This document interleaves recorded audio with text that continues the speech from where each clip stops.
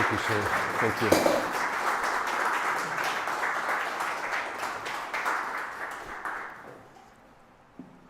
Thank you so much for having me.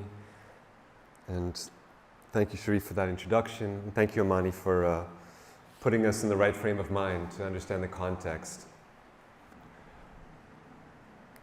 So, it's absolutely ridiculous for anyone to claim that, Israel is white as the driven snow and all Israel is good. But at the same time, it's also almost equally ridiculous to claim that, Israel is equally split down the middle, and there's a good Israel and there's a bad Israel, and there's a war being waged for the soul of Israel that's 50-50, and Benjamin Netanyahu is the bad Israel. But if only he could be replaced by liberal Yair Lapid, then it would be the good Israel would return to us. And that's, of course, absolutely preposterous. Both these men sat together in the same government, perpetrated the same policies.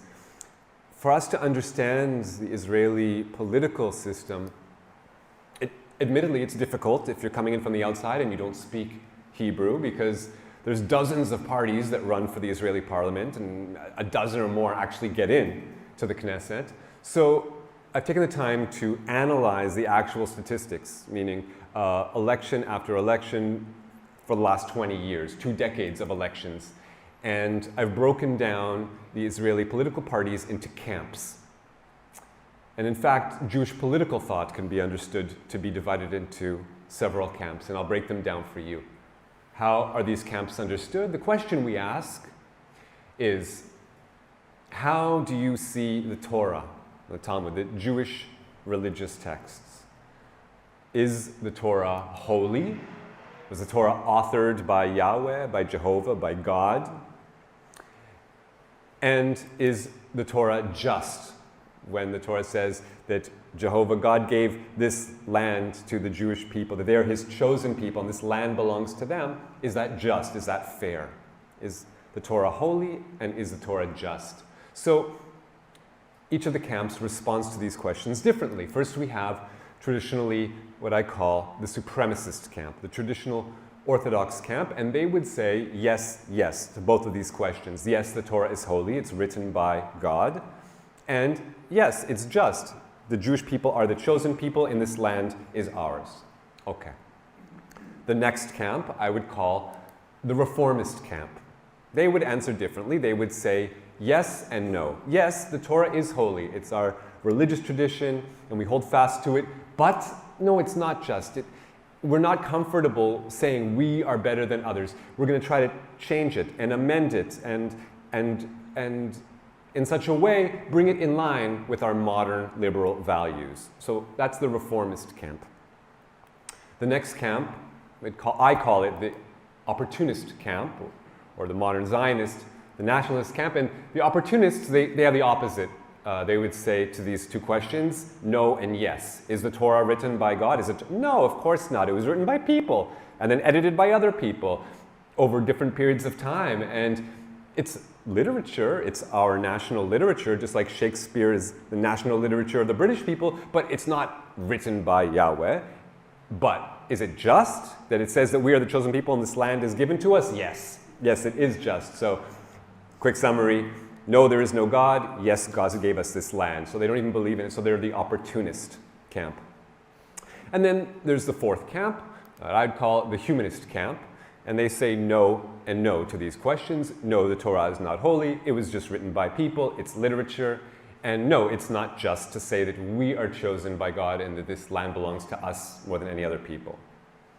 So those are the 4 camps. Now, okay, another way of looking at it, is to, besides asking how they relate to the Torah, we can say, how do these 4 camps relate to the indigenous people of Palestine? How do these camps relate to the non-Jews around us? And in that case, we have a different set of titles, but they represent the same 4 camps. So this is what I mean. We have the integration camp, and they want a one state from the river to the sea, but for that state to be a democracy where everyone has equal rights. We have the separation camp that wants 2 states, one for Jews and one for Arabs, for Palestinians. We have the domination camp that wants one state from the river to the sea, but for that to be an apartheid state, for Jews to have more rights than non-Jews. And then we have the elimination camp that wants to ethnically cleanse the country of non-Jews. Okay, so we've got this four-side schema, whether we talk about how it relates to the non-Jews amongst us or whether it talks about how it relates to the Torah texts. We could also use different terms, just modern political analysis. Socialists, liberals, nationalists, theocrats. Whichever terms you use, we're talking about the same four camps, and this is how it plays out in the Israeli Knesset. I should also add that because Israel is the nationalist project to create a Jewish nation, a state in Palestine, therefore it's obviously the nationalist camp is actually the biggest camp in Israel amongst Jewish voters. And because of that, we can even, for argument's sake, break it down into two camps. We can say labor Zionist and revisionist Zionist, or left and right, but they're all Zionists, they're all nationalists. And when we look at the Israeli parliament and we analyze, like I said, 2 decades worth of elections to the Knesset, if we judge them by how each of these parties performed, it could throw us off. It's like, how do I supposed to make heads or tails of this? The fortunes go up and down. I can't make much sense of it. But if we take each of these parties and we funnel them into those camps, as I said, each of them is representing one of these political camps. Once we do that, all of a sudden our analysis of the exact same election becomes extremely static. Sure, there's some differences from election to election, but it's almost the same. Consistently, the domination camp performs the best. It's the largest sector of the parliament, 60% or so of the Israeli electorate. That's the largest camp. The second largest camp being the elimination camp, wanting to ethnically cleanse the country. Those are the 2 largest camps in the country, and this is the way it is year after year, election after election. We can map them all onto the other. We can, from left to right, we can see what the Israeli political spectrum looks like again and again. And when we apply that to the Israeli Knesset itself, 120 seats, we see that this is what the government looks like. All right? Now, the parties that are slightly light are the parties that are actually holding the government. You have to have 50% to control the government. And so we see, we're going back now to the end of the 2010s, and we have Netanyahu in power for that entire decade. And during that decade, his camp obviously is in the right-wing nationalist camp, and he had the religious camp in his government, and they were able to block off 50. Now, what changed? What happened recently that all of a sudden cracked this code that caused us to see things in a different light? Well, of course, you may have heard Netanyahu has been up on major corruption charges.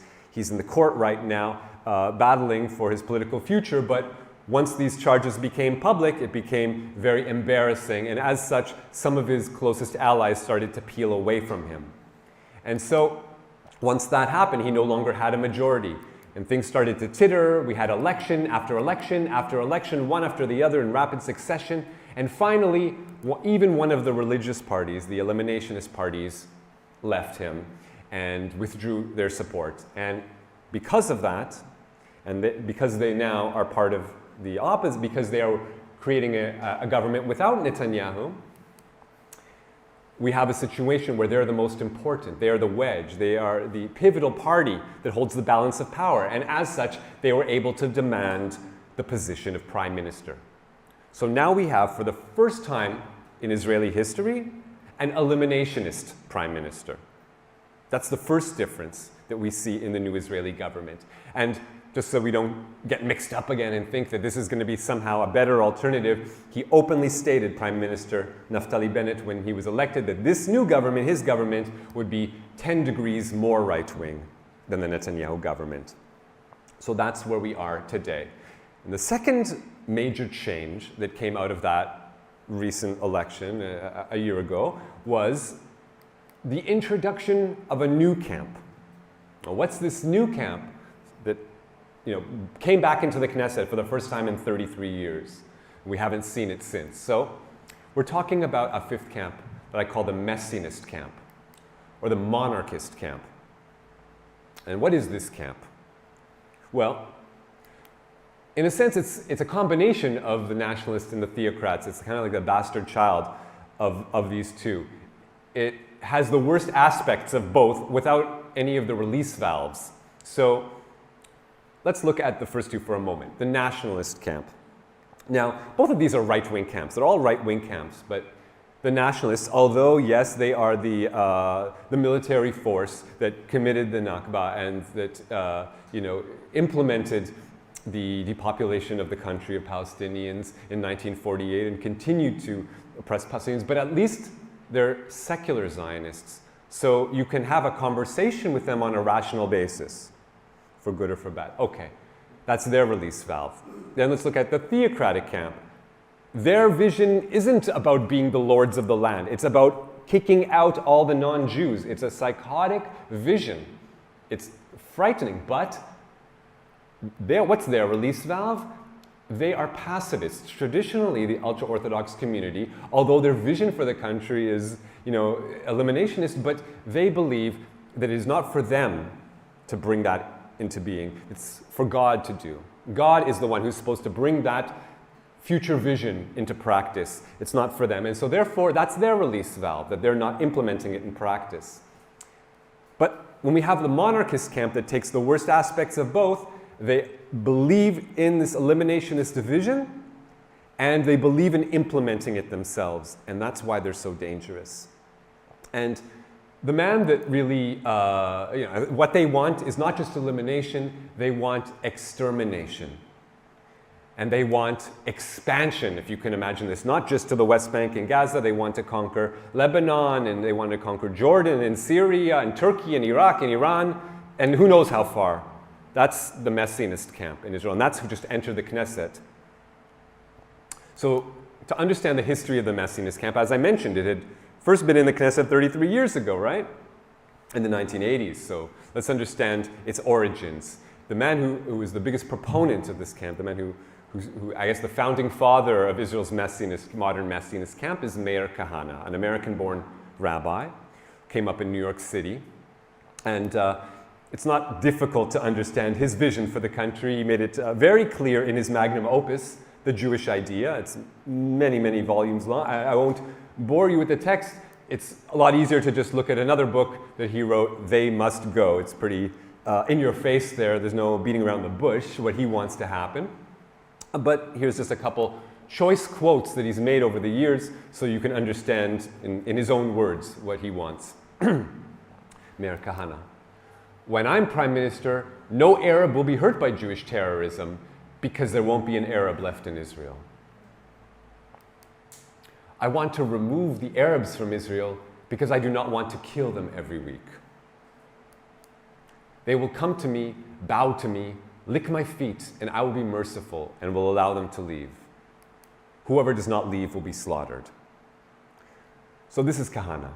This is his vision. And his vision has inspired, sickeningly, no small amount of people to adopt his ideas on the streets of Israel, as you can see.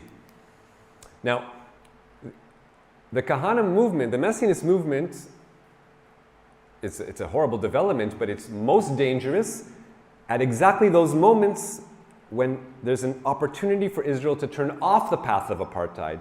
Just when there's an opportunity to rein back the horrors, that's when they're most dangerous, because that's when they do their utmost to prevent that development. And so we see that in the late 70s, the early 80s, when Egypt and Israel signed a peace accord, Camp David Accords, and buried the hatchet. And if they wanted to prevent that from happening, the Kahane movement.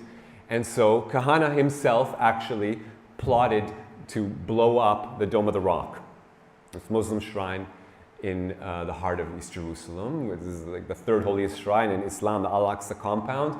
And he sat in jail for 6 months for this attempt to blow up the mosques there. But would you believe it? Just a few years after that, he was actually elected to the Knesset. So his views proved popular. Now, things were different back then, I have to say. In the mid-'80s, when Kahane was elected to the Knesset, it was a different time in Israeli history. So he would get up to the podium and he would speak in front of the Knesset plenum. And when he did so, if you can believe this, members of the Knesset would walk out in disgust. Even members of the Likud party, the ruling Likud party, the right-wing Zionists, the revisionist Zionists, even they would walk out in disgust. But that was then, and this is now. Eventually, the Knesset did stand up to him and did pass a law that made it impossible for him to get re-elected to the Knesset, saying if you openly preach racial hatred, then you are ineligible for running for the Knesset. And as such, in the next elections, he wasn't able to run. So that was really the end of his political career. But that didn't stop the Kahana movement. A few years later, we have Kahana's acolyte, another Brooklyn-born Jewish American who moved to Israel following Kahana, Baruch Goldstein. Again, same idea, trying to prevent even the possibility of peace. So in the early 90s, when a labor nationalist, a left-wing nationalist, left-wing Zionist member of the Knesset, Prime Minister Yitzhak Rabin, attempted to create the Oslo Accords to make a peace deal with the PLO and Yasser Arafat. Again, that's when the Kahana movement, that's when the Messianists are most dangerous. And in order to try to prevent that from happening and to create a war of civilizations between Jews and 1 billion Muslims around the world and prevent the possibility of any peace deal, Goldstein walked in, again, to the holiest places for Jews and Muslims, this time not in Jerusalem, but in Khalil, in Hebron, in the southern West Bank. And he walked into the Cave of the Patriarchs, the shrine where, according to legend, the patriarchs, Abraham and such, are buried. And he walked in and he mowed down, it was the biggest mass murder in Israeli history, 29 Palestinians he killed and over 100 wounded. Of course, Goldstein was just one of many Kahanist killers over the years. He did have the biggest death toll on his hands, but again, what's more is the larger effect that he was able to impact upon. So because his mass murder was so heinous, it actually triggered the Hamas suicide bombings that we saw exactly 40 days after the mass murder he committed. That's the 40 days, the traditional Muslim mourning period, Arba'in. 40 days later, that's when the very first Hamas suicide bombing attack took place in Israel, and a whole series of them began. And of course, once that happened, Israelis wouldn't even think of a peace deal and couldn't contemplate it. And so Baruch Goldstein essentially buried the peace deal. He succeeded where Kahana had failed. And that's where we are essentially today in terms of no advancement, no possibility of peace since 1994. So those are the Israeli political camps, and that's just the grounding that we're going to use to now begin the presentation, just to bring us all on the same page. Okay, so up until now, I've been talking about the Kahana movement in Israel. But Israel, true, many of the world's Jews now live in Israel, but a majority of the world's Jews live outside of Israel, and a plurality of the world's Jews live right here in the United States of America, where Kahana was born, where Kahana was raised, where Kahana built his political following. And so it's mandatory that we look right here at the United States and understand how his movement has been impacted and has impacted upon the United States and US Jewry. So looking at the United States, we see that Jews amount to a very small percentage of the population, only maybe 2% of US citizens. In New York State, however, they are a much larger percentage, maybe 2 million out of 19.5 million. And in New York City itself, we're talking about maybe 1.1 million citizens out of 8.5 million. So we're already talking about a relatively large voting bloc that has an impact upon local politics. And if we look at the elections for president, for governor, and for mayor of New York, we see that, if we look and compare and contrast, we see that in New York, the trends, the voting trends, swerve more to the left. Does that mean that Jews contributed to that? Well, in terms of their senators, it's even more the case that they vote for Democrats than Republicans. And the way to most easily see that is to look at all the presidential elections for the last century.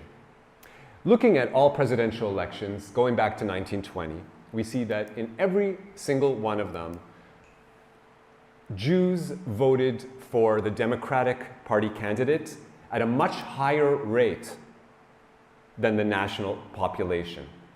In every single instance.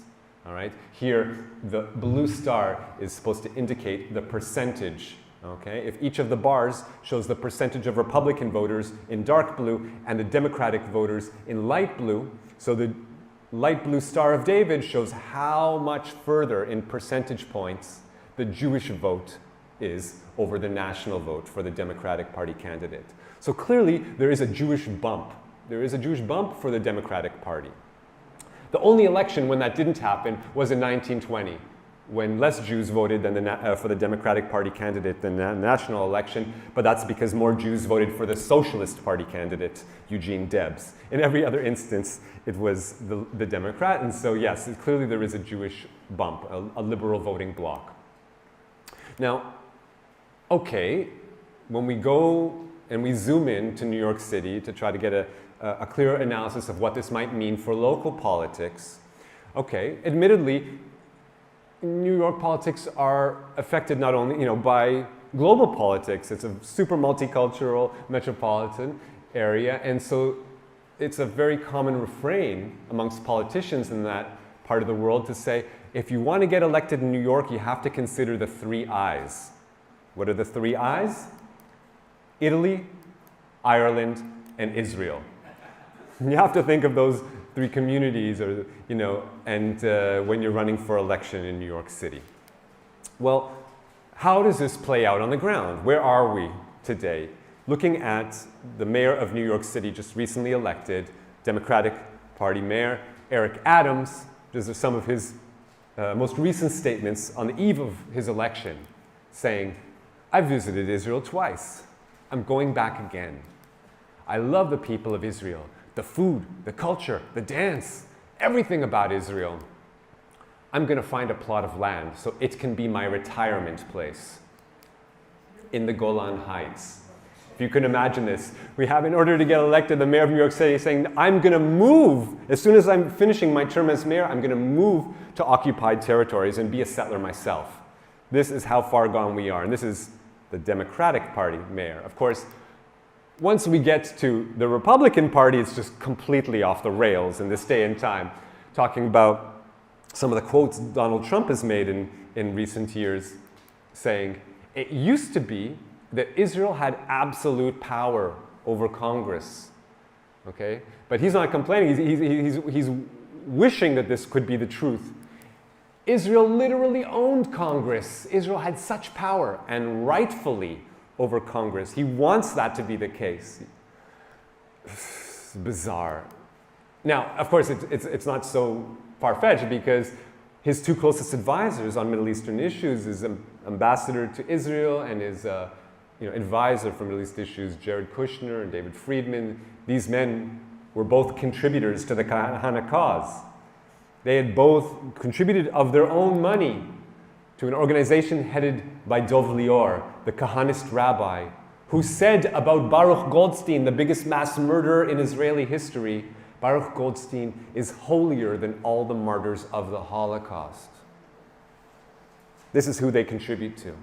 This is who had Trump's ear all these years. So yeah, that's how far gone it is. But it gets even crazier. Trump goes on to say, Jewish people who live in the USA don't love Israel enough.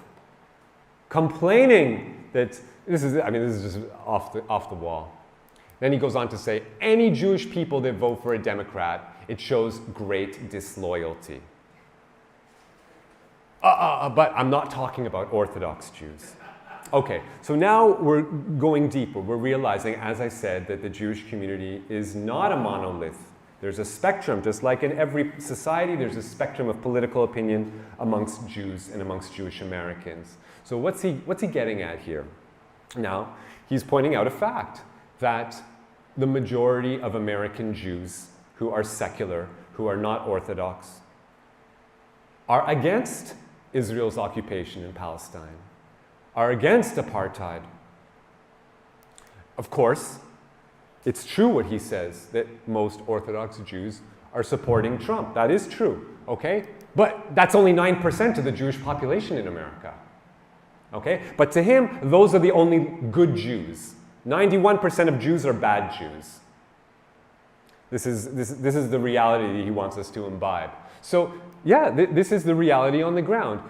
71% of American Jews vote for the Democrats consistently, and on the flip side, 77% of Orthodox Jews vote Republican. So clearly there is a disparity, there's a cleavage, there is a vast difference within the Jewish community.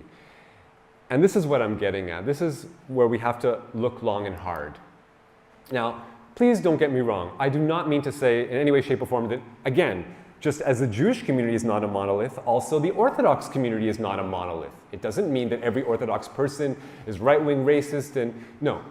Just as one quick example to bust that bubble, yes, there's people like Senator Rappaport who stood in solidarity when Trump announced his Muslim ban, not allowing Muslims into the country, stood in solidarity. This is a man who started up a soup kitchen, an incredible project in New York City, that a soup kitchen that looked like a regular restaurant in every way, shape, and form, that served people with dignity, good quality food, healthy food, and served them in a way with napkins and tablecloths in a way that made them feel equivalent to anyone else regardless of their income.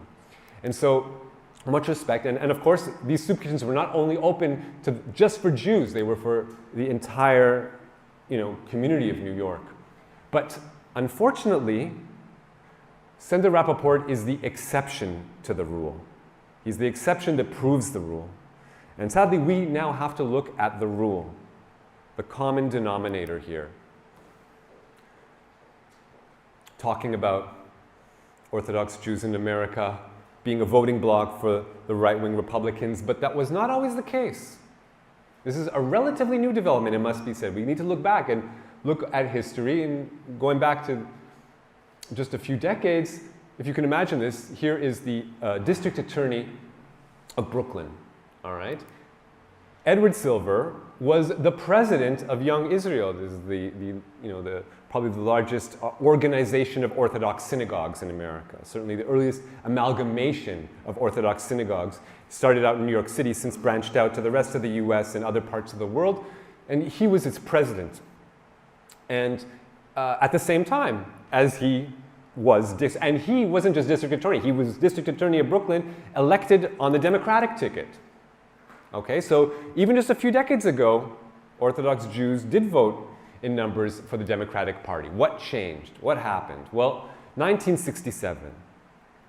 Israel now spreads in every direction, conquers territories, east, west, north, south, and the conquest of the holy places, including the Al-Aqsa, the Haram al-Sharif, and the Dome of the Rock, it filled theocratic Jews with the idea that they could now be in the Messianic age, that they don't have to wait any longer for God to come down and rid the country of non-Jews, that they could do it themselves, that we were in a Messianic era. And so, yes, in Israel that played out the way it played out, and here in the United States, the following year, we saw that Meir Kahane, this is the same Meir Kahane, beginning his political career, establishing the Jewish Defense League in New York City. This is the beginning of the Messianic movement right here in the US, and the beginning of the transition. Now, of course, as I explained, Kahane then moves to Israel and launches this political career there with his the Kach party. But back in New York City, he spawned a dozen terrorists that went on to terrorize New York City and other American cities, bombing boats, bombing banks, bombing bookstores, not just causing physical damage, wounding people, killing people. Out and out terrorists. In the mid-1980s, the FBI declared them to be the #1 domestic terrorist threat, Jewish supremacists. So, of course, they attacked UN buildings, they attacked over a dozen consulates and embassies in the United States. And once Kahana moves to Israel, he inspires over a dozen of these terrorists to move with him, American-born Jewish terrorists, move with him to Israel and launch terrorist careers in Israel. He launches, his words become so inspiring in Israel that he inspires over a dozen Kahanist killers. But it's not enough. He was hoping that he could sweep up larger chunks of the population. Yes, the Kahanists have killed dozens of people, mostly Palestinians, in recent decades. They are certainly the most racist and most murderous Jewish political group to emerge in the last half century. But it wasn't enough for Kahana. It wasn't coming fast enough. It wasn't scaring Palestinians into fleeing the country at the rate that he'd hoped. So the Kahana movement needed another way to achieve the same goal, albeit at a slower pace, but in a determined fashion. So to do that, he recruited his younger brother. This is Kahana and his parents and his younger brother, Nachman, also born and raised in New York City. Nachman also, just as Kahana was a rabbi of the Young Israel movement, Nachman also was a rabbi of the Young Israel movement in New York. He moved to Israel and following his brother, or actually before his brother, and established the Young Israel synagogue in East Jerusalem. And he established the Kahanist vehicle for dispossessing Palestinians on the ground in East Jerusalem called Ateret Kohanim. So what's Ateret Kohanim? What do? Their objective is to, as I said, ethnically cleanse Jerusalem of non-Jews. And the way that they do this is by getting donations from Kahanist millionaires here in the US, and then by funneling those funds to Israel and then purchasing properties in the Old City, in the Muslim quarter, so that they can one by one, piece by piece, take over an Arab area and de-Arabify it, and Judaize it, property by property. And so they'll take over a property, they'll find some Palestinian person who's in economic straits, and they'll offer them an obscene amount of money, and they'll get the property, and of course, once it's theirs, then they turn it into a religious seminary. And it's not only that they're offering money, they do so in some of the most devious ways. Recently, we had a recording emerge where head of the organization is offering one of these Palestinian people who's considering selling a home of his, "You want a girl? 1, 2, how many do you want? How old do you want?" Trying to sweeten the pie by trying to pimp out young women to kind of say, okay, well, we'll give you this much money and we'll give you some prostitutes on the side as well. This is how low it goes. In other cases, they offer them a huge chunk of change, get them on board, convince them, all right, well, maybe I'm going to have to leave Palestine. My neighbors aren't going to be too happy about this, but with the massive amount of money I'm going to get from these Kahanists, I'll be able to buy a big swath of land somewhere else in the world. But then once they've agreed to it, the Kahanists renege. Ateret Kohanim then downgrades their offer and offers them a paltry sum, much less than they first offered. And if you don't like it, as they, again, this is quotes from the Ateret Kohanim representative saying, either you close up the place and transfer it to us, or you go to court, and it'll be a blunder. It will become clear that your father or your husband did all this for the Jews, as an agent of the Jews. There are 2 ways to do this, quietly or noisily. For you, quietly is better. And in this way, they coerce Palestinians into giving up their lands. So this is Ateret Kohanim. And Nachman, once they've got territories, as I said, they establish religious seminaries there to train young Jews in this eliminationist messianic ideology. And to staff this yeshiva, Ateret Kohanim yeshiva, he gets Shlomo Aviner, a Kahanist rabbi who's actually related to Kahana by marriage, through his son, Binyamin Kahana, through his wife, then to be the top preacher at the yeshiva, he gets Moti Ettinger, related through Kahana's daughter, Tova, his son-in-law, Moti Ettinger. So it's a completely Kahanist yeshiva through and through. And of course, young Kahanists to come study at the yeshiva and harass and harangue Palestinians as they're going about through their daily lives in the Muslim quarter of Jerusalem. So, and who does he get to fund, to be the point person in the USA to make sure that that steady stream of funds keeps coming? He gets the vice president of Young Israel, Joseph Frager, also known for being the editor of a 7-volume compendium of Kahana's greatest hits. So it's a Kahanist organization top to bottom. Okay. That's Ateret Kohanim. That's Young Israel. But what about the Orthodoxy establishment? Well, New York really is the heart and soul of the Orthodox Jewish community in the Americas, and the flagship institution of higher learning for the Orthodox community is, without a doubt, an institution that's trained hundreds, thousands of rabbis over the years, talking about Yeshiva University. And the head of Yeshiva University, for many, many years, considered the greatest mind of his generation, Torah scholar by the name of Rabbi Joseph Soloveitchik.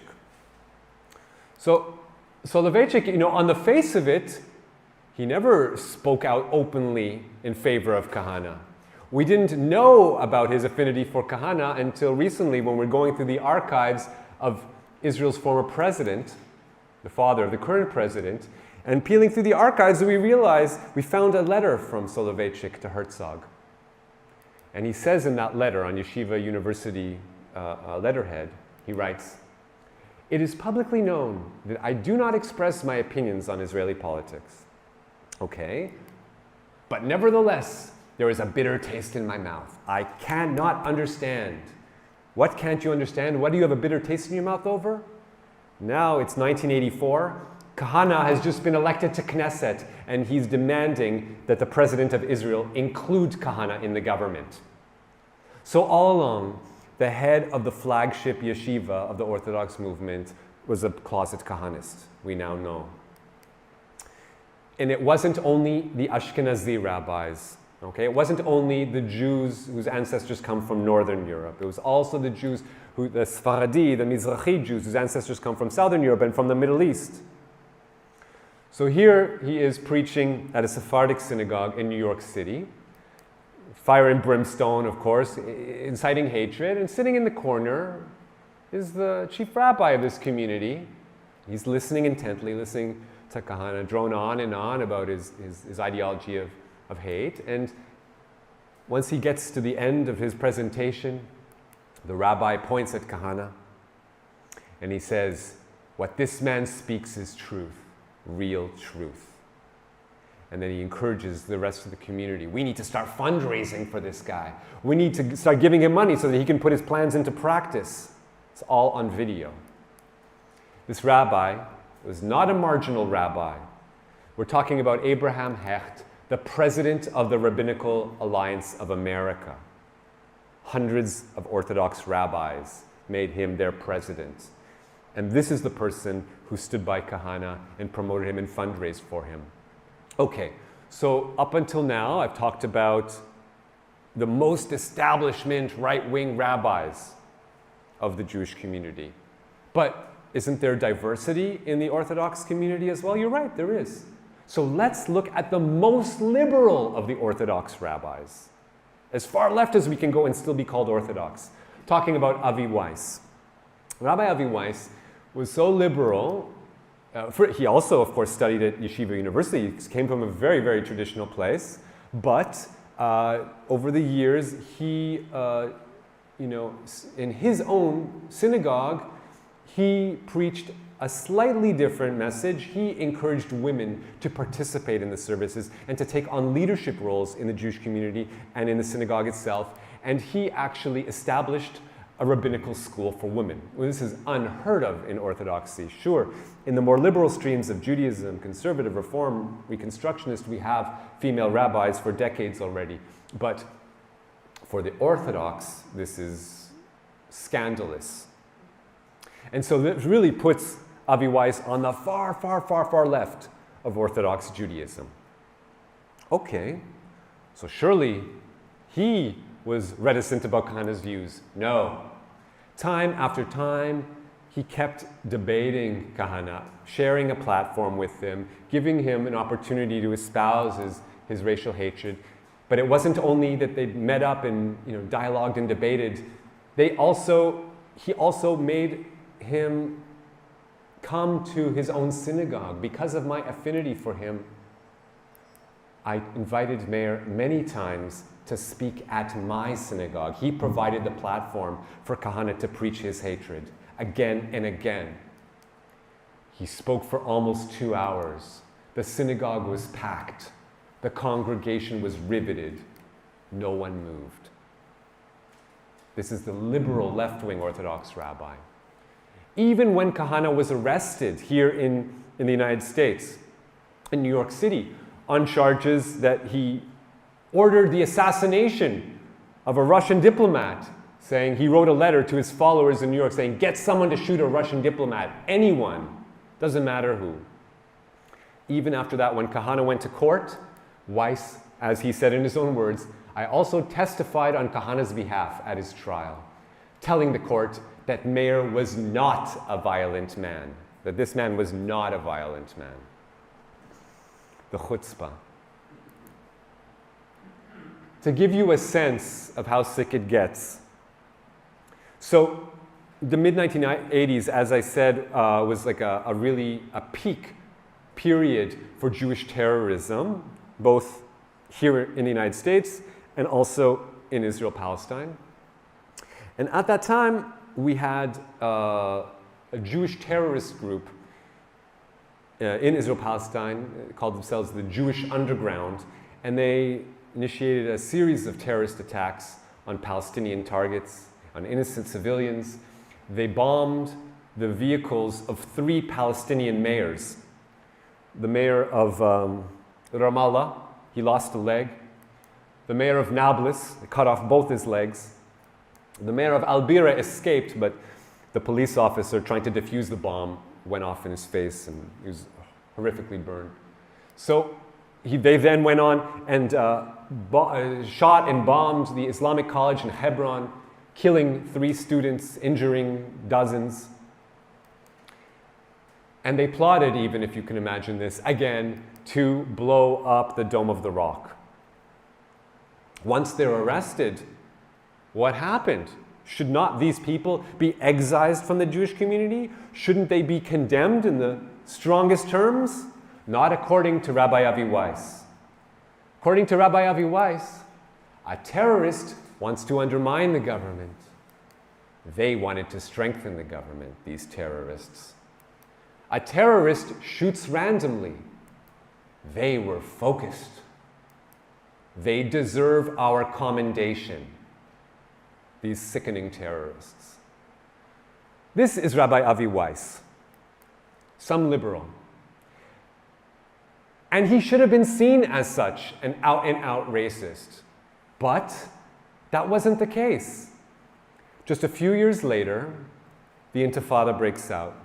It's now 1990, and one of these Jewish Messianic groups, Al-Aqsa destructionist groups, again, wants to destroy the Al-Aqsa Mosque, and they announce that they are going to march on the Al-Aqsa Mosque and march on the Dome of the Rock, and they are going to put down a cornerstone because their plan is to demolish these mosques and these shrines and to build on their ruins a Jewish temple / abattoir where they'll slaughter 10,000 plus animals a day on Jewish holidays. So they want to destroy them, and they are going to establish the foundation stone. They're going to plant the stone and have a founding ceremony for this temple they want to build.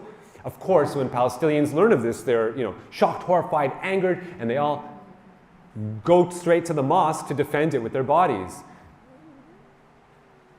Israeli police mow down protesters, killing 19 of them. And they're buried at the Lion's Gate, Muslim cemetery at the Lion's Gate in the Old City.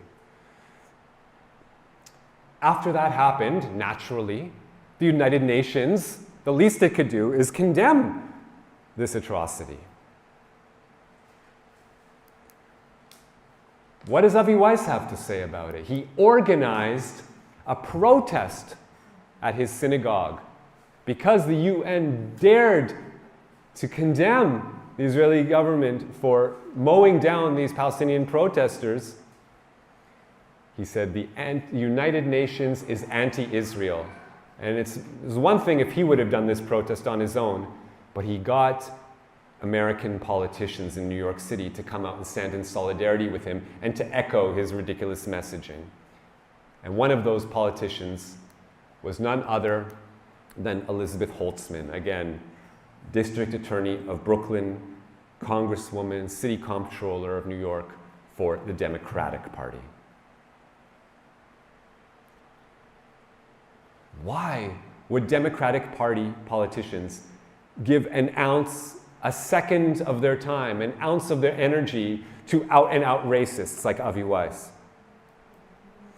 Okay, so let's now look not at the rabbis, but at the streets. How are Israeli politics impacting on the streets of New York City? The way that the Zionist movement is celebrated most in New York City is with its annual Salute to Israel parade. Of course, it's not the only parade in New York City, but every year annually, going back now for decades, there's been a Salute to Israel parade where Zionists of all stripes march down the streets of New York City, down Fifth Avenue, with Israeli flags and signs and banners and such. Of course, they're not the only ones marching on that day. We also have anti-Zionist Jews, those few ultra-Orthodox Jews that still actually hold fast to the original ideology. They may have an eliminationist vision, but they believe that God will bring that vision and not them, and not the Zionist state. And so they oppose the Zionist state.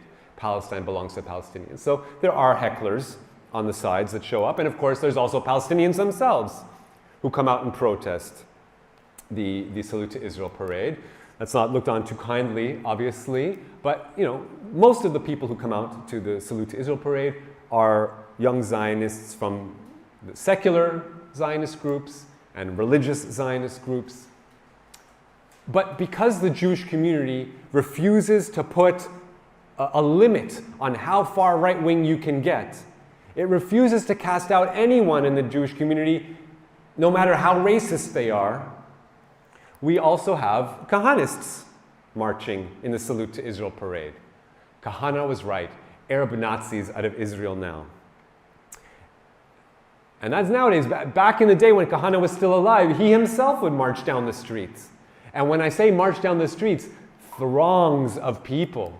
He was just greeted with absolute adulation. People pumped their fists in the air and they clapped and they were ecstatic to see Kahana, and they cheered and they chanted his name as he paraded down New York City.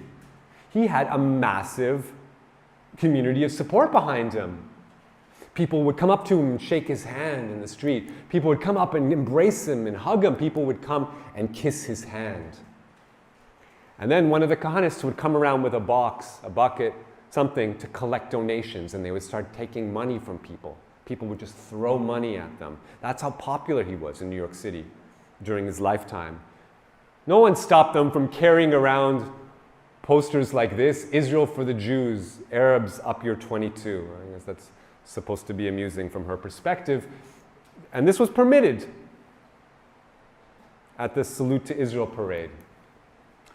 I tell you, to watch video and to hear audio of whole families marching down the streets together, chanting Jews in, Arabs out, is a very disturbing experience. So that's the parade, the Salute to Israel parade. It happens every year, and all these years it had been funded by the World Zionist Organization. It's supposed to represent all the different political factions in the Zionist movement. But once Kahana is killed in New York City, once Kahana dies in 1990, at that point, the Kahanists step up and they take over the parade, and they become the funders, and they get their money bags to put down the check in order to fund the parade, talking about Sam Dome, one of these Kahanist funders. He becomes the person to bankroll it, and to be his marshal, to be the one in charge of organizing the parade, he appoints the the head of Ateret Kohanim, the Kahanist Joseph Frager, who we saw before. Now Frager, what he does is, at that point, launches a new addendum to the Salute to Israel parade. If up to that point they were saluting just Israel itself, now they added a new event to coincide, that at the end of the parade there would be a massive concert in Central Park to celebrate the settlements and the settlement movement and the settlers. So now every year we also have a settler gala, concert in Central Park. And to speak at this gala event in Central Park, amongst other people, Frager invites the author or the publisher of Torat HaMelech. I don't know if anyone here has read this book or heard of this book, but we're talking about a book that is essentially a Gentile baby murdering manual. I'm sorry and sickened to say. This man, Yitzhak Ginsburg, okay, if you read what these writings say, it's right there in black and white. Straight up, he writes, there is justification for killing babies if it is clear that they will grow up to harm us. These are the kinds of insidious, sickening messages that he puts out, and he's invited to speak before Central Park, before these throngs of Zionists. And of course, he wasn't the only one invited to speak, also Benjamin Netanyahu. And so maybe some of you may be saying, wait a second, David, you were talking about the Kahana movement, now you're talking about Benjamin Netanyahu. I thought he was mainstream. I thought he was from the Likud party, the ruling Likud party. I mean, isn't that out on a limb there? Isn't that some kind of disparity here? Well, that's just it. See, after Kahana died, he couldn't get elected anymore, obviously. There was a problem. His supporters realized that they would have to bifurcate their efforts. They wouldn't be able to get the Kahanists back into power on their own. They would need to have a two-pronged strategy. On one hand, to fund the Kahana movement itself, and on the other hand, to fund Benjamin Netanyahu, a right-wing representative of the Likud party who entered the Knesset as Kahana left it, and ever since has been kind of a shadow father figure of the Kahana movement, guiding it just under the surface. So there's no contradiction. And it's not just one or two. Amongst the many people who fund and have funded both the Kahana movement and Netanyahu, and his political career, we're talking about, for example, Manfred Lehman funded both, Irving Moskowitz funded both, Simon Falek funds both, Rose Mattis, if you haven't heard of her, this is the owner of the late owner of the Haagen-Dazs empire, and of course Sam Dome himself, amongst others. So Sam Dome, it's no shocker where he's coming from. As he said, when he began funding the Salute to Israel parade, he wrote an op-ed in the local New York paper saying, "We the Jewish people are the only people in the world in need of defending our rights." This is the psychology that animates his effort. And this is a person who has Bill Clinton in his pocket. Okay, he was a major contributor not only to the Kahanists and Netanyahu, but to Bill Clinton's campaigns, if you can imagine this. An Israeli journalist who observed a meeting between the two, says that Clinton hugged Dome warmly, happy to see him as if he were greeting a family member he'd not seen in a long time. Okay? And Clinton was not the only Democratic Party official to pay homage at this Kahanist parade and to Dome and his projects. At the Salute to Israel, settler concerts in New York City, Frager actually managed to get out city councilors from the Democratic Party, not one, not two. They would come out in droves, whether it's Sheldon Silver or David Weprin or Rory Lantzman or Anthony Weiner. They all made a beeline for the stage and took advantage of the opportunity to promote their own political agendas from the podium of this Kahanist parade. But probably the Democratic Party politician that is most responsible for the insidious Kahana infiltration of the Democratic Party is, without a doubt, Frager's partner in funding the Ateret Kohanim movement and that is this man, Mr. Dov Hikind. A Kahanist terrorist in his own right, the head of Jewish Defense League, not only the Jewish Defense League, but one of its spin-off groups.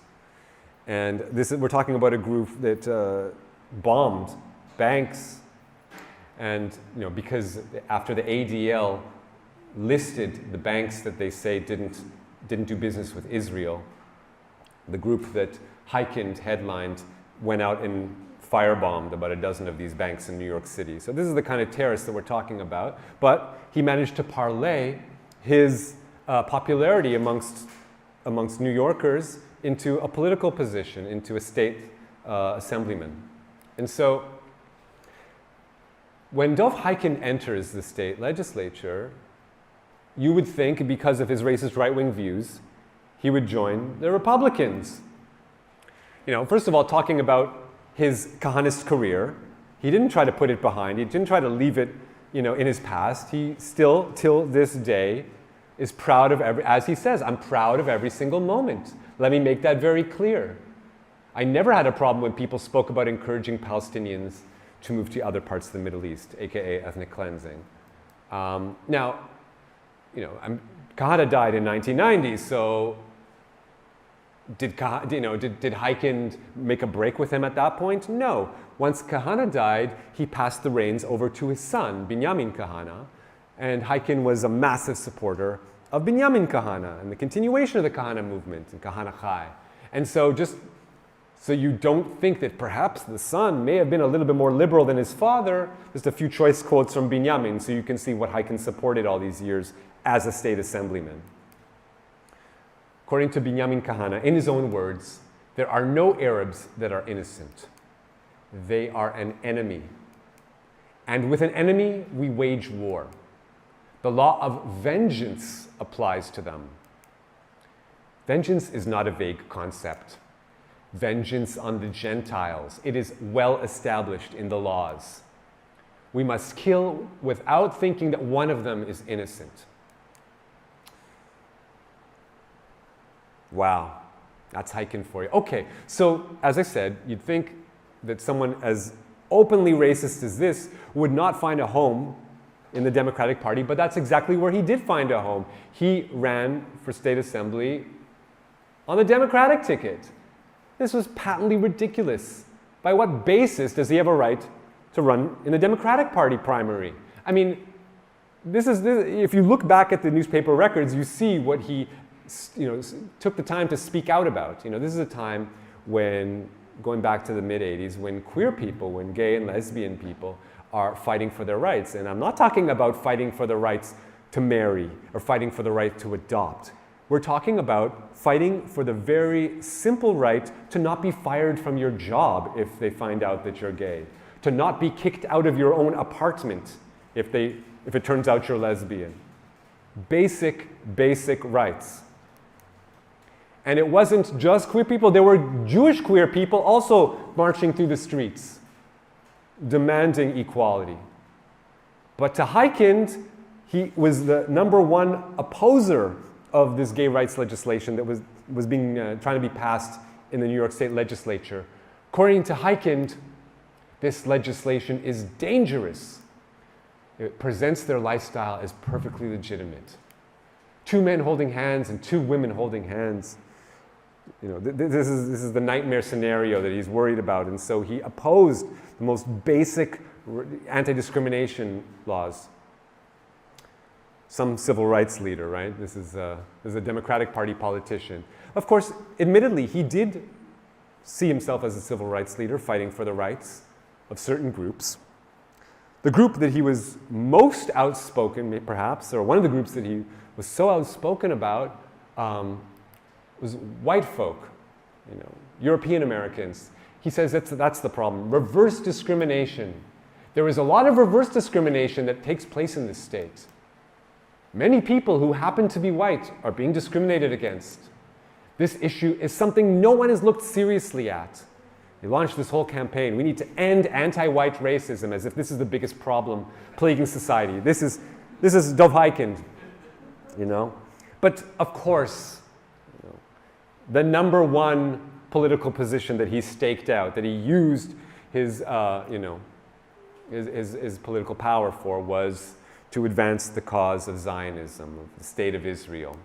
And of course, to impugn anyone who opposed anything that Israel did as an anti-Semite, as a hater of Jewish people. Now, how did he manage to make this manifest in New York City politics? Well, this is how he did it. In his own words. D'Amato won with less than 1% of the vote. Okay, we're talking about running for New York State Senate. My community was responsible for that difference. And I was involved in that race day and night. The following year, it was Giuliani. And the following year, it was Pataki, Giuliani running for Republican mayor of New York City. George Pataki running for Republican governor of New York State. All of these are Republicans. I thought he was supposed to be a Democrat. Yet he used all his political capital to funnel the vote to the Republican Party candidates. In his own words, Heiken says, I endorsed all those people. All Republicans. And what he did was he brought these politicians into the company of the most racist rabbis in New York City. How did he do it? So, for example, Abraham Hecht, who we looked at earlier, Heikind would bring Hecht, kind of create the glue to bring them into the thrall of these Republican candidates for mayor, for governor, for senator. And as he explained, the concept is a very simple one, Heiken says. A block vote. Sometimes you have to go out and convince people to vote for me. Then I have to convince your wife, then your son. But in this community, talking about ultra-Orthodox community, when I get the Rebbe, then probably I'll get the whole community. So this is what he did. He managed to parlay the votes of the community and to funnel them towards the Republican Party by leveraging the support of these racist rabbis, the most racist rabbis in New York City. Mayor after mayor, politician after politician, Heikind was the glue that made it happen. So that's New York City politics. Of course, when it comes to Israel politics, that's when Heikind really unloaded with both barrels. And as I stated earlier, in the mid-1990s, when Israeli Prime Minister Yitzhak Rabin tried to, for better or for worse, we can argue about the advantages and disadvantages, but when there was an attempt, at least, to steer away from the path of apartheid and to create a two-state solution, and when Yitzhak Rabin signed a peace deal with Yasser Arafat on the White House lawn, Heikind put all his efforts into trying to sabotage this peace deal, flying back and forth, organizing massive protests in New York City, getting out his constituents to harass and harangue. Of course, he didn't do it alone. He did it with his comrade in arms, Rabbi Avi Weiss. And along with those two, they brought a third person to join to complete the triumvirate, because we had rabbis, and we had politicians, and we also had Kahanist machers, or political advisors. And the one who probably best represents that is one of Avi Weiss's constituents, one of the young people who came up in his synagogue in the Bronx. And I'm talking, in his words, probably the greatest young Jewish political activist I have encountered in the last many years. Talking about this man, Ron Tarosian. So at that time, we're talking about the mid-90s, Tarosian is allegedly the president of the Beitar movement. What is the Beitar movement? That is the youth group of the Likud party, Israel's ruling Likud party, the right-wing revisionist Zionists in Israel. They have a youth wing, and Ron Tarosian was the head of the youth wing of the Likud party. But wouldn't you know it, at the exact same time, he was also the leader of the young Kahana movement in New York City. on the down low. And we know this because he would go out to the synagogues where Kahana was praised, where Kahana preached when he was alive, and when he was praised after he was killed, and where they held his funeral ceremony, and where they held their memorial ceremonies year after year. And Ron Tarosian come out to the Young Israel of Ocean Parkway Synagogue, and of course, throngs of people would be screaming and chanting signs, Nekama, revenge, Mavet la'Arvim, death to the Arabs. And Tarosian would speak in front of the synagogue and go up to the pulpit and tell those assembled that Kahana was the greatest Jewish leader ever. The only solution is the Kahana revolution. Don't just say Rabbi Kahana was right. Don't just say the Arabs must go. Stay with us. Do something with us. And this is how the Kahana movement began its first steps towards taking over the Likud party. Remember that two-pronged effort to support the Kahanists and Benjamin Netanyahu from within the Likud party. So now they start off by taking over the youth wing of the party, the Beitar movement, the youth movement. Well, that's what Tarosian represents. So if you can get a sense of how, what kind of dirty dealings went on, so we have Tarosian launching a career now as a political advisor. New York politicians, of course, they want to check the boxes and get all those three I's, right? Italy, Ireland, and Israel. So when a Democratic Party politician is running for higher office there, Peter Vallone, he needs to go to Israel to get his bona fides, to show that he ticked that box. But he needs someone to show him the ropes, to take him around, to introduce him to people. And he decides to take the Kahanist Ron Tarosian. And so instead of visiting the places that are in the consensus of the Zionist movement, Tarosian takes Vallone down to Hebron, to the heart of the Kahana movement, to the place where Baruch Goldstein had just massacred 29 Palestinians. He said to Vallone, "There's no Arab voting bloc in New York. What's your downside? Who are you going to alienate?" Well, I can think of a few. I can think of a few New Yorkers who might be put off by him adopting the positions of the Kahana movement. But in any case, Vallone did go to Israel and the Palestinian territories and the occupied West Bank with Tarosian, went down to Hebron, and he said in his own words when he came back, "I've heard a great deal about Hebron and wanted to see it visually. Now that I'm here, it has confirmed what I already believed. There's a non-acceptance by extremists on the Arab side of how much Israel's given. I understand that these are divisive issues in the Jewish community, but it is not a divisive issue for me or the New Yorkers I know personally." And this is how the Kahana movement begins to infiltrate the Democratic Party politics. Tarosian is adopted by the Clinton family advisor, Hank Scheinkopf, and he trains him to be in the political machinations, and he ends up becoming one of the most powerful PR people in New York City till this day. Out and out Kahanist, he hasn't changed his views. Straight up, he said, we should kill 100 Arabs or 1,000 Arabs for every one Jew they kill.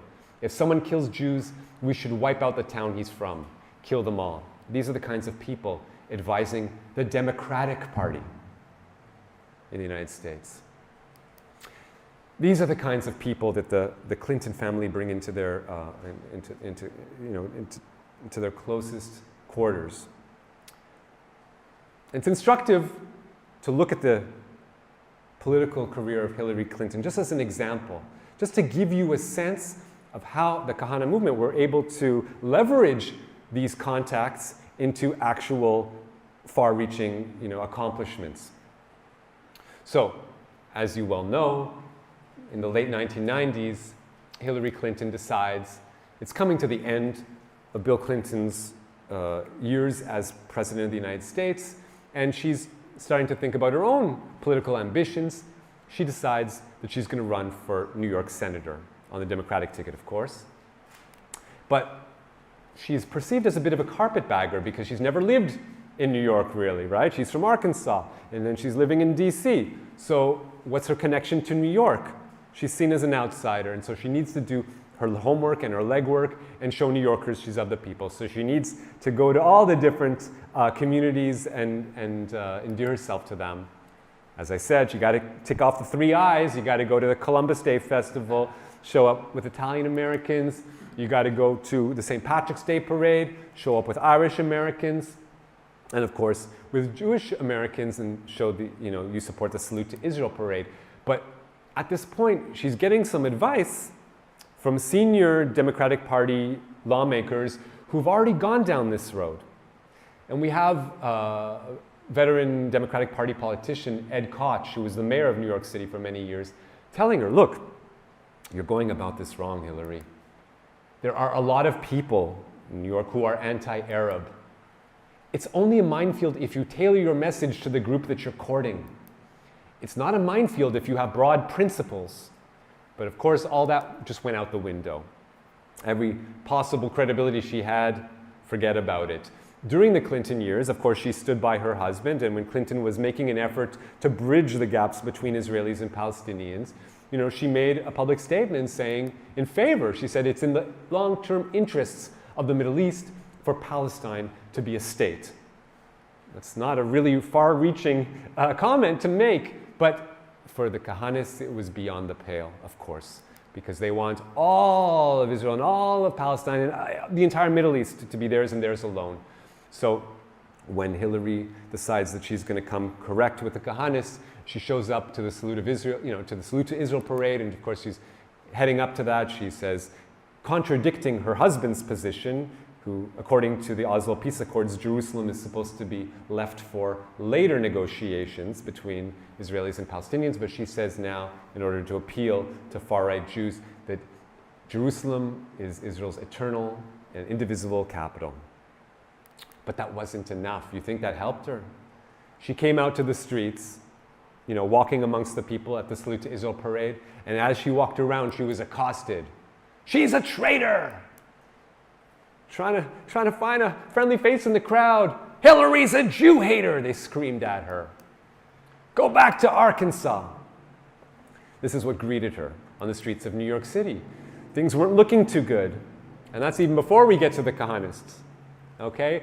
Of course, the Kahanists made it a non-stop harassment and haranguement campaign. Everywhere she went in New York City and New York State, at every turn, they bombarded her. And of course, it wasn't only the Kahanists, it was the rabbis and the politicians who were in league with them, Heikind and Weiss, organizing these protests, demanding that Hillary bend to their will and prove her loyalty by adopting far-reaching positions that only the Kahanist movement had championed up to that point.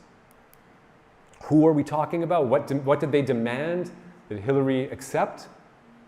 That free Pollard now. Here's a demonstration with the Kahanists and Heikind, and he's demanding that Jonathan Pollard, the Jewish American who spied against the American government on behalf of the Israeli government and received a life sentence for his espionage, that he be released.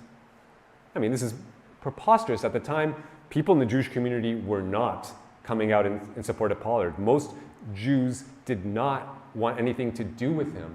They were uncomfortable with what he'd done. Did not see him as a hero in any way. But to the Kahanists, of course he's a hero. That's all that matters, Jewish power. And so the Kahanists demanded that Hillary lean on her husband and convince him to release Jonathan Pollard early. And of course, she eventually caved. And she eventually said, okay, I'll do so. And she called openly in support for the early release of Pollard.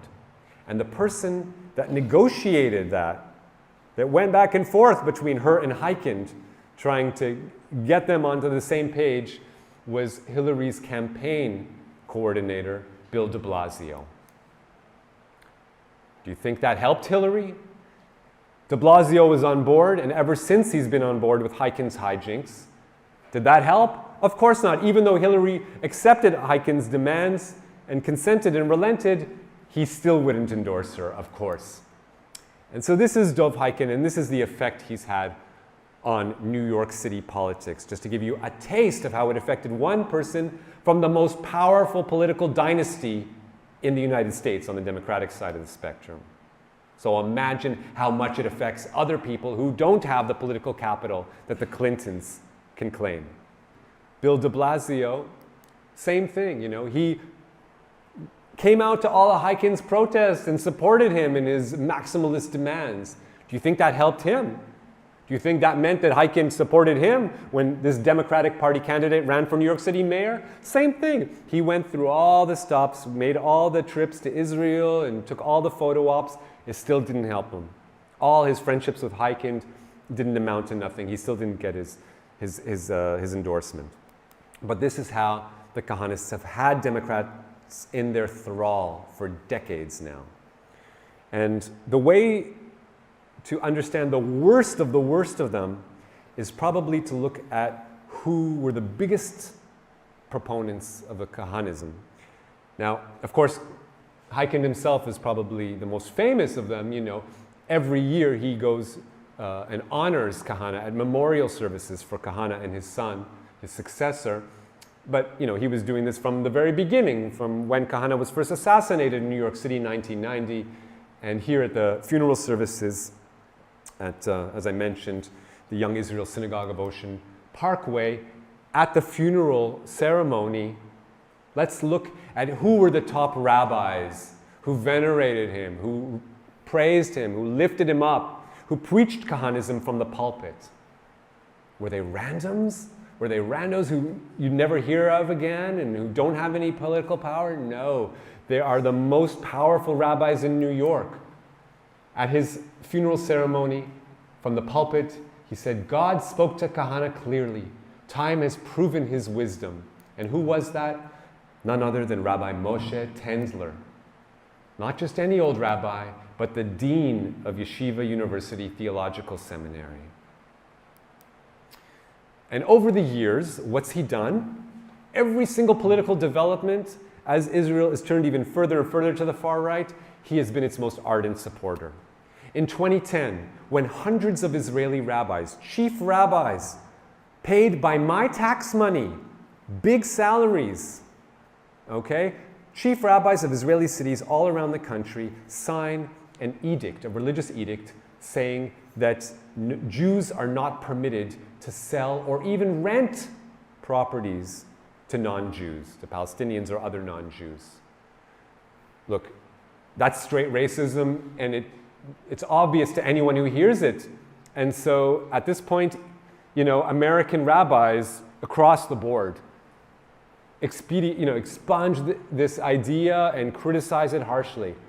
But Tendler stood up and spoke in support of this rabbi's letter, saying, it's part of a concern, and I believe a rightful one. There's a war going on, and we're trying our best to maintain normalcy by refusing to sell or even rent apartments to non-Jews. Preaching this from the streets of New York City, the most multicultural city in the world, the most cosmopolitan city in the world. Until Tendler stepped to the mic, Orthodox Jews weren't supporting the Aqsa destructionist movement. Across the board, every Orthodox rabbi worth his salt would tell you, Jews are not supposed to go up to Haram al-Sharif. That is only for a messianic era. We are in an impure state. It is a Muslim shrine. It's going to stay that way until God comes down and decides otherwise. Until then, Jews don't go up. But not Tendler. Tendler was the first rabbi who actively spoke out in support of the Al-Aqsa destructionist movement, the Jewish Templar movement, the modern Jewish Templars who want to take over the site, demolish the mosques, and turn it into a Jewish temple / abattoir. Tendler took a tour of the site and with the leader of the destructionist movement, Israel Ariel. And since that time, because he was the first person to step out and support, others joined in his wake. And now we have a massive movement. Now it's actually become a mass movement. Now they're still not a majority, but scarily and sickeningly, this has become a more mainstream movement in Israeli society. And it's thanks to people like Tendler. And Tendler wasn't beyond the pale. That's the crazy part. He wasn't someone that you wouldn't want anything to do with. He had the Democratic Party by the balls. Kenneth Gribbetz, again, Brooklyn DA, or Rockland County DA, New York area DA, Metropolitan New York area District Attorney. According to New York Magazine, going back to the 1970s, that Tendler was Gribbetz's mentor. He was his secret weapon. He was the guardian of his political fortune. And he delivered the votes for Gribbetz. As Heikind explained, because his community voted as he chose and as he instructed them, he funneled the votes to Gribbetz, and Gribbetz did his bidding, the most racist rabbi in New York City. Now, it wasn't only Tendler, okay, in the first few years, the funeral took place at Young Israel of Ocean Parkway, and the first few memorial ceremonies took place at that synagogue as well. But who was the rabbi of that synagogue? Tendler was the guest speaker. The chief rabbi of that synagogue was Rabbi Herbert Bomzer. Again, not a marginal figure, not someone no one wants anything to do with. We're talking about someone who was, again, not low on the totem pole, but the dean of Yeshiva University, the flagship educational institution of Orthodox Judaism in America. And this dean of Yeshiva University hosted Kahana when he was alive, allowed him to speak to his students at the yeshiva, at the synagogue, held memorial services, and Herbert Bomzer held in his thrall Charles Hines, Brooklyn DA from the Democratic Party. All these are Democratic Party politicians. And how did that manifest? What was the results of Bomzer's stranglehold on Democratic Party politics? Sickeningly, it meant that according to the New York Times, who reported on it, it made it harder to curb sexual abuse because these rabbis would create a smokescreen and allow these men who had committed horrific crimes against children in the community and children outside the community and who were charged with horrific crimes to escape to Israel so they wouldn't face any retribution. And when it came to pass, and a man that Herbert Bomzer had hired to teach children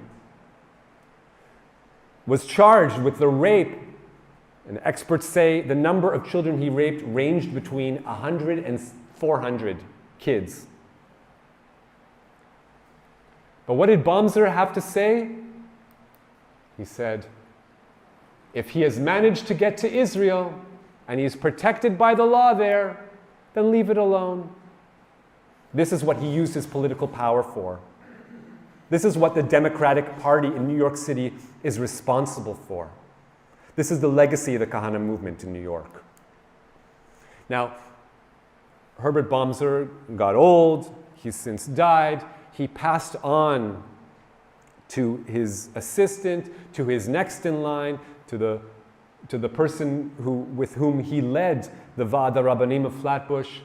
And from then on, from the late 1990s into the 2000s, we have every year the Kahana memorial services now shifting venues to this synagogue just down the street, walking distance, also in that same area of Brooklyn, New York, called the Pri Etz Chaim Synagogue. Would you believe it? Chuck Schumer found this synagogue so pivotal that he actually brought the American House of Representatives committee to have a meeting at this synagogue. It's the only time in American history that any synagogue, or perhaps any house of worship even, but certainly any Jewish house of worship, was hosting a meeting, an official meeting of an American congressional delegation of a House of Representatives committee. Hosted it in this synagogue that provided a platform year after year after year for Kahanist ideology and Kahanist supporters to preach their hatred. From the bima, from the pulpit, they preached Kahanism every year in, year out. Rabbi Melvinberg was the rabbi there.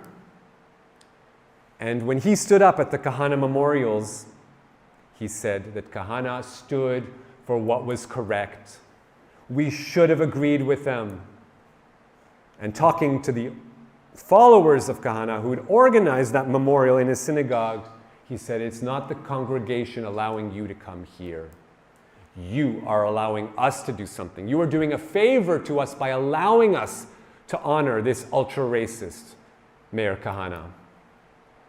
Now, Berg, for his efforts, for his dedication to the Kahana movement and his racist ideology, the Kahana movement decided to honor him and to grant him an award. So he's now an award-winning rabbi.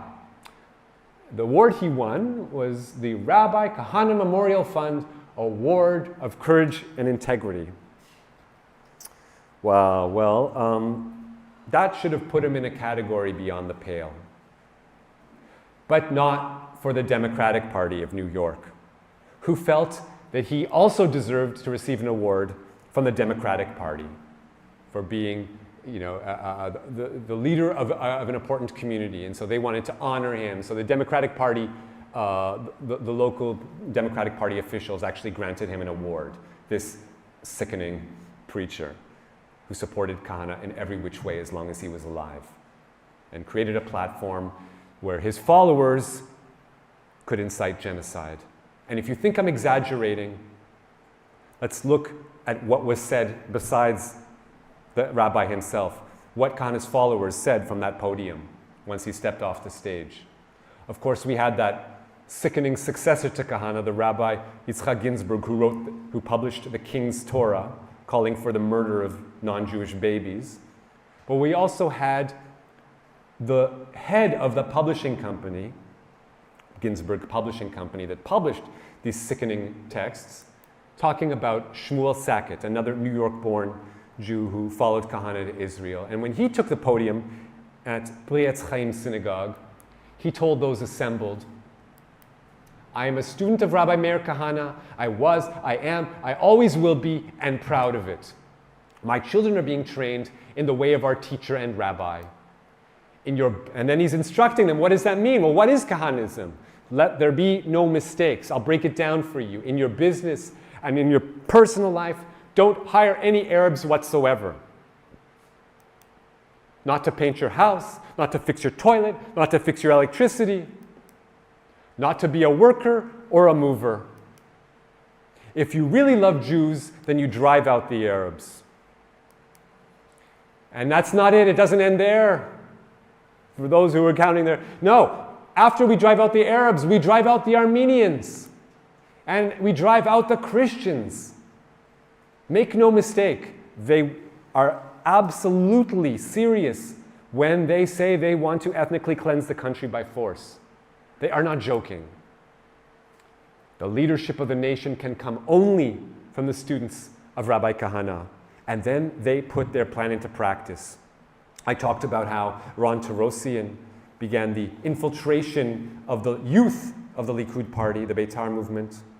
And now we have the infiltration into the Likud party itself. Going back 2 decades, he explains the plan. If any one of us cared to listen, all we needed to do was show up to these memorial services. They explained the whole, all their machinations, everything they intended to do. They just laid it all out. Sackett explained, I started a group in Israel called Manigut Yehudit, which means Jewish leadership. And this was a faction, a Kahanist faction within the Likud party. Started 20 years ago. We formed a bloc inside Likud, Israel's ruling party. We're attempting to take over the Likud party and turn it into a Torah party. We had a sweeping victory last week. We are now the largest independent bloc in all of Likud. And this wasn't only words. This wasn't only a plan that never came to fruition. He made it happen. He and the other Kahanists that he put in power. And he managed to actually get one of these Kahanists not only into the Knesset, but as the deputy speaker of the Knesset. Talking about Moshe Feiglin, if you're familiar. Of course, now that the Kahana movement is remainstreamed, there's no need to hide anymore. So now he shows up to the modern-day memorials for Kahana in Israel, in Jerusalem, and he openly admits, I was a Kahanist all along. You didn't know about it, but for the last 20 years, from day one, I've been a Kahanist. You know, I just infiltrated the Likud party, so I couldn't be open about it, but now I'm putting all my cards on the table. And now that they're remainstreamed, you have the leader of the Kahanist party entering the Knesset. If Netanyahu comes back, he'll be a minister. But now that he's mainstreamed, he's A-OK by the Republican Party. Here is former Vice President Pence coming to Khalil, to Hebron, the site of the massacre, the worst mass murder in Israeli history. Coming to the site of the murder and getting a tour of the area and of these holy sites from none other than the Kahanists themselves. Meeting with Ben-Gvir, shaking his hand and praising him and wishing him well and wishing that he'll succeed. And the man standing beside them, who brought Pence to this point, you may recognize him because he's also an American citizen. This is Simon Falek, one of those moneybags billionaires that funded both the Kahanists and Netanyahu all these years. Made his billions and still does from the Duty Free Americas, a corporation that he owns. When you go to the airport and you see that store, that's where your money's going, to fund the Kahana movement. But not only the Kahana movement, because he wanted to make sure that the Kahana movement would get support on this side of the Atlantic. And so every time something happens, some atrocity, some vile act that the Israeli government commits, we quickly have a phallic-sponsored politician to stand up and defend it, to speak out in Israel's defense, like Elliot Engel. Every time there's a destruction, an obliteration of entire neighborhoods in Gaza, we have a phallic-sponsored politician like Debbie Wasserman to stand in solidarity with Benjamin Netanyahu. Every time we have horrific destructions of communities in the Nakab, demolishing of Palestinian villages, we have a phallic-sponsored politician from the Democratic Party like Ted Deutsch to quickly come to Israel's side. And every time we have,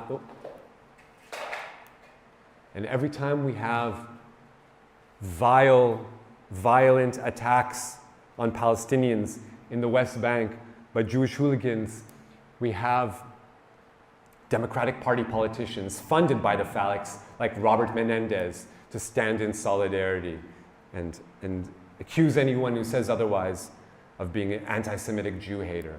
And so now we've got to the point where Israel can pass any racist law it wants, including the most recent nation-state law that openly and explicitly, no longer the mask drops and it's openly apartheid, will have a phallic-funded democratic politician like Juan Vargas to say that for Israel to take in Lebanon, parts of Syria, Jordan, and some portions of Egypt, I've got absolutely no objection. This is where we are today. We've come to the point where the mask has fallen. There's no need anymore to hide this synergy between the Democrats and the Kahanists. So we have Shlomo Mustovsky, the president for over a decade of Young Israel Synagogues, the Kahanist synagogue movement. He becomes a Supreme Court judge in New York on the basis of Democratic Party votes. That's the past. There's no need anymore. Now that it's out in the open, the next generation just openly admits what it's all about. His first son, Nachman, cavorts with the plotters of the January 6th insurrection. And his next son actually was one of the insurrectionists who was charged and jailed for his participation. So this is where we are now today. This is what we've come to. These are the final slides to take you out. The first chief rabbi of Palestine 100 years ago, Rabbi Abraham Isaac Cook, he had to explain Zionism to his followers because, as I said, it wasn't natural for Orthodox Jews to cooperate with secular Jews at a nation-building project, and he needed to synthesize those. So in order to make it palatable to Orthodox Jews, he said, think of it this way. You know how in our tradition we say that the Messiah will come on a donkey? Well, we are the Messiah, and that donkey is the secular Zionists. They will do the labor. They will build the land. They will kick out the Arabs. They will do all the statecraft. And then once all the hard work is done, we will ride in on their backs and take over the leadership. And this is where we are today, not only in Israel, but also here in the United States. Except the donkey that they're riding in on is the democratic donkey. And that's why I say that they are the false Messiah's donkey, controlled by the Kahanists. And that's it for today.